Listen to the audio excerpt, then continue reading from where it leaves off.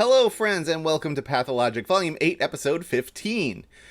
Today, we'll be playing a puzzle called 4 Cells, which appears to have a pretty straightforward rule set, but I'm sure it will be an interesting puzzle nonetheless. Let's find out together as we take a look at the rules. In 4 cells, we divide the grid into regions of 4 orthogonally connected cells, that is to say, tetrominoes. So we are going to be drawing lines, these green lines, in the example solution, so that we have Tetris pieces, tetrominoes, containing 4 cells that touch each other on the edges. And clued cells must have the indicated number of region borders or grid borders surrounding them. So, for example, this 3 must be a cell that has 3 borders. 1, 2, 3. So you can see both the lines we draw and the lines on the outside of the grid count. And there's a note here that says, for clarification, O tetrominoes cannot have internal borders. We don't have any of them in this particular example, but an O tetromino is just a 2x2 square. And this is saying you can't draw a line in it to make a C shape and change the numbers. They will all be 2s, I guess, in the case of a 2x2 tetromino, or an O. Those are all of the rules of 4 cells, so it's time to solve a puzzle. Today's 4 cells puzzle was set by Tyrgannus.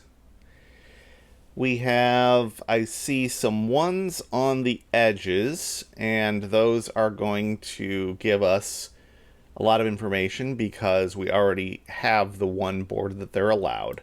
So this can't have borders in those 3 directions, and likewise here, here, and here. And I see that not only is that giving us these 3 sides that can't have borders, that is fully defining that shape as a T. So it appears that whenever we have a 1, and I think it's safe to say whenever we have a 1 anywhere in the grid, it will be the middle of a T tetromino. That's simply the only shape you can make if you have a 1. So these 1s in these 4 spaces will be the center of a T. I don't see any other things that are as given as that, so I want to think, well, I guess we do see this 2, that it has 2 borders now that we've done this part, so we can pencil in those as definitely connected. But other than that, I want to think more about these 1s, because that seems like an interesting property. So anytime there's a 1, it is the middle of a T, and the 3 other cells in that T are all gonna be 3s. Actually, we could think about all the shapes that we can draw. So, okay, the O will have 2, 2, 2, 2 in it. The I shape will be a 3, 2, 2, 3. The L will be a 3, 2, 2, 3. The S will be a 3, 2, 2, 3. And then the T we just talked about. So, most of the other shapes, none of the other shapes have a 1. And we've got a lot of the 3, 2, 2, 3 kind of thing going on. But the T is a 1 and then 3 3s. Okay, so that can tell us, that gives us a border here, because the 1 we know is in the center and the other 3 things have 3s in them, and this is not a 3. So this 1 has to actually be this direction. And this 1 is in the same it has the same deal. It can't be next to, it can't have a 2 inside that T. So it's going to have to go this direction. And that's good. So that's given us some other things. This has to grow left and down until it gets to 4 cells. This comes down here. The 2, this is bordered on 2 sides, so these 2 are both unconstrained, and so this is the entire S tetramino. We've got a 2 that is done, but we don't know if it becomes an O or extends in some way. This is another 2 that is defined.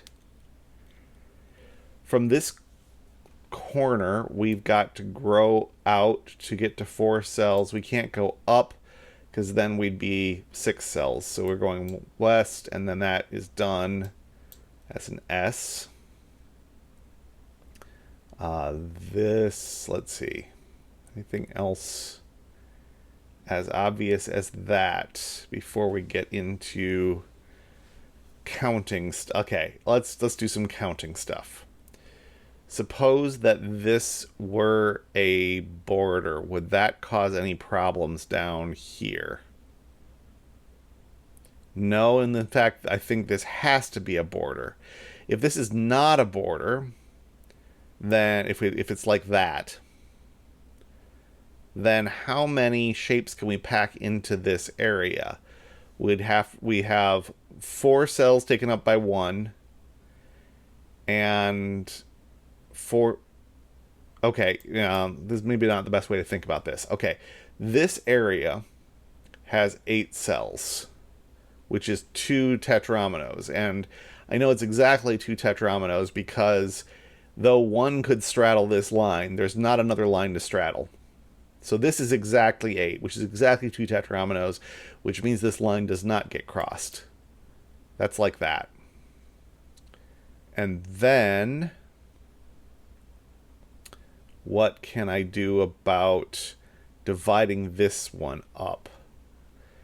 I think what we can do is think about this 3 and which directions it can go. Can't extend that way, because if it did, these 2 would be borders, and we'd have this grow out this way, giving us that 2 by 2, and we're told that 2 by 2 can't have an internal border like that. So that was a counterexample to say this can't go north. That's a line. Now can it go east? If it did, then that would be walled off. It would go up like that. We're getting another O with a line in the middle. So this is not the case. I'm having trouble erasing. So it doesn't go east. It goes west, then north, and not east, or we'd have that 2 by 2 with an internal border. So it goes north, and that has divided up this corner.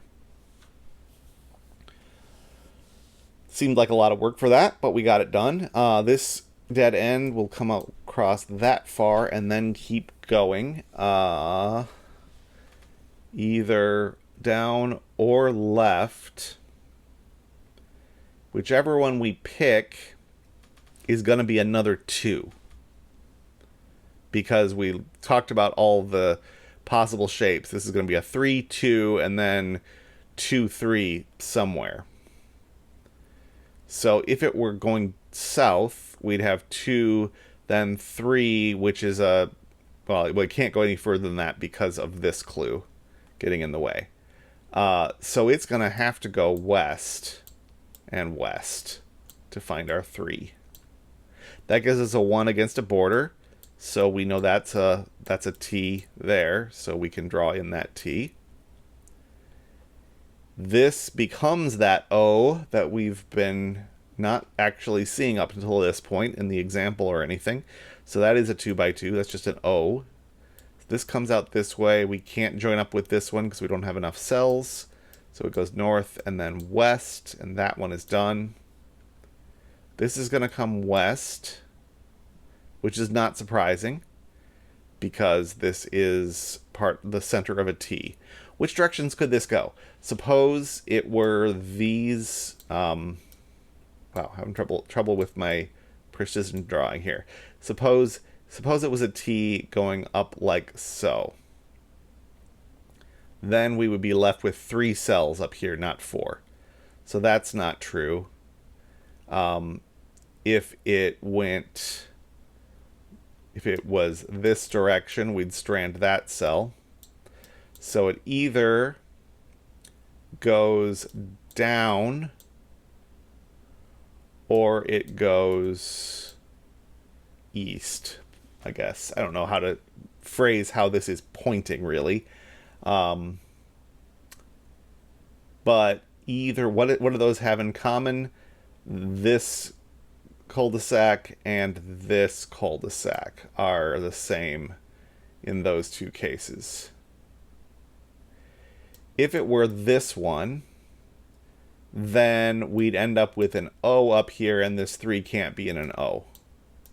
So it does go up like that, and we end up with this T and this L. Then we have 12 cells left, so this is going to be 3 separate regions. How do I distinguish between them?